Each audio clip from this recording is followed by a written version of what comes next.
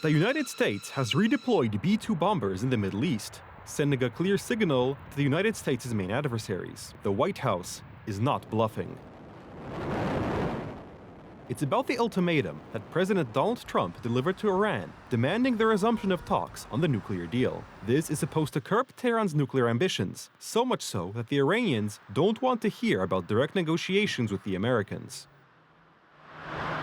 Direct negotiations with the United States have been rejected, but indirect negotiations remain. Iran has always been committed to indirect negotiations, and now the Supreme Leader has also stressed that indirect negotiations can continue. Indirect, meaning negotiations using third, relatively neutral countries. The Americans refuse. We're going to make a decision on secondary tariffs on Iran based on whether or not they're going to make a deal. If they're going to make a deal, then we're never going to put secondary tariffs on. We're going to hope they have a great, long, and successful life as a country.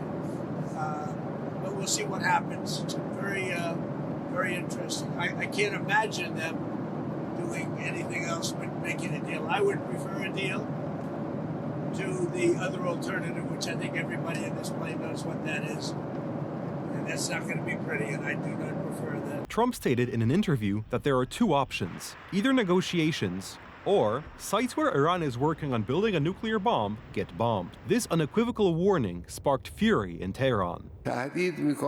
Hostility from the US and Israel has always been present. They are threatening to attack us, which we think is unlikely. But if they commit any wrong, they will certainly receive a strong retaliatory blow. According to British intelligence, one potential target outside Israel could be a US military base in the Indian Ocean, the very one where B-2 bombers are stationed today, and which was one of the key logistical points for the US military during the Gulf Wars. B-2 stealth bombers are now in Diego Garcia, which is an island chain in the Indian Ocean from which America could launch more devastating attacks on the Houthis. B-2s have been used under the Biden administration in the past. They can carry these very, very heavy bombs that can dig into mountains and underground tunnel systems. In recent weeks, Iran has announced the opening of another underground missile base, which Tehran says is expected to be the largest such installation in history. There, ballistic missiles, able to hit targets hundreds of kilometers away, are to be stored.